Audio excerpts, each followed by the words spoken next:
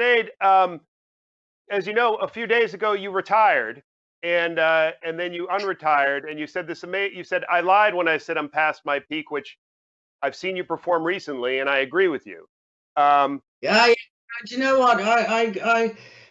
For 30 years, or at least since the Pope business, every time I go to work to sell a record or a book or whatever or show, all anybody wants to know about is,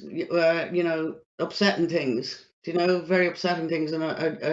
on the grounds that I suffer from mental health conditions as a result of the violence I went through growing up, I get treated like shit, and I have to kind of wade through oceans of prejudice and stigma, every day to make a living, and that's depressing. So there was a couple of interviews where I I had also the publishers had several times requested that journalists would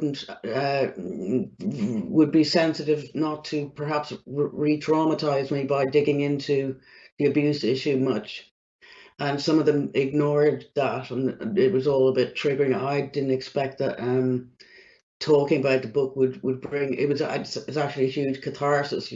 which is a good thing. But anyway, there was a particularly hurtful interview about a week ago, and for all the years that I've got treated like this, several times I've retired, and it's actually because, you know what, it's so demeaning having to answer questions about whether you're sane or not, or being invalidated on the grounds that you suffer from the symptoms of